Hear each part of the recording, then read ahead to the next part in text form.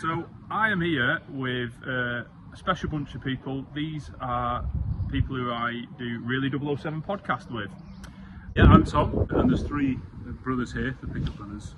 We've been doing this podcast for 6 years nearly with John, and yeah, we absolutely love it. I'm one of those brothers, and Matt is as well. I'm Chris, and I am actually related to these three by marriage. I'm not married to them, but Matt is married to my sister-in-law. Yeah. And I'm Rob, and I'm an old childhood friend of everyone. So it's real privilege to be involved with this. Brilliant. And we've just done our 5k run today. And I was just going to ask you guys, could you just tell us anything that you do to maintain good mental well-being? For me, it's actually running. I do a lot of running and try and get out as much as I can, and that's always been an exercise for me. It's always been a great way, whether it's walking, but recently I've been getting into a lot of running, and that's definitely clears my head, keeps me grounded. I think being in nature is definitely a big key for my mental health, so this is right up my street.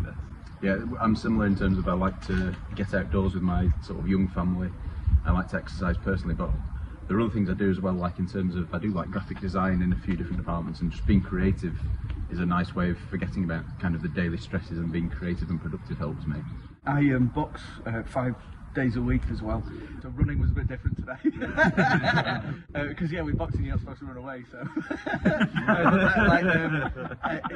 I can't tell you how many times doing that, and the discipline of doing that has really meant something to me mentally and emotionally. Something that I think are very good at is leaning into being silly. It's all right to be silly, it's all right to have a laugh and to be yourself, and find camaraderie and support in that. So having a really good group of mates, a la these guys, is something that I cherish.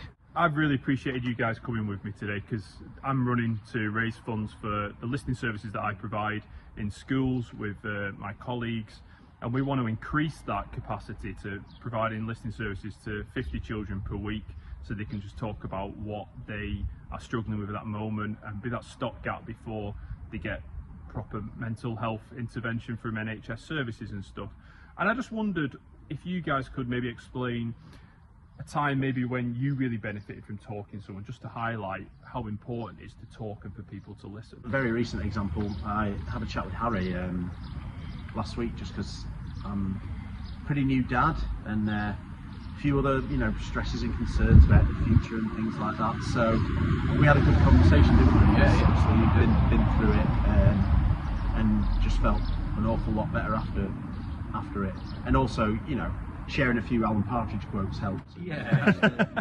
No, but it really did help. It really did help. It was like a half of the phone chat. Half of it was serious, half of it was daft and silly, wasn't it? It's like a nice mixture. Yeah. Deadly silly, deadly silly. And actually, I've started to do that more, because I was a father kind of first out of these brothers here, and I tried to manage it all, a bit myself, and try and make sure it all looked like it was under control. But it is difficult, and it was difficult at times. And it was actually you, Matt, at the time who would message, just checking that I always had someone to talk to. And that's not something I felt comfortable at the time doing, and it's something because I'm not much of a phone call person actually, but it's something I do put conscious effort into doing, because every time it's been worth it. So even though it doesn't come naturally to me to ring people on the phone, I've put the effort in, and it's always paid off actually to call people and meet them in person. So yeah, I'd say that. Yeah, I think there's a huge bravery in speaking as well. I've never found a moment where I've gone, I wish I hadn't done that. Yeah. It can feel like a bigger step to do that. I must admit, I had some unwanted interest in my professional world, which resulted in me needing to reach out and talk to some people in my industry to get some resolution to that.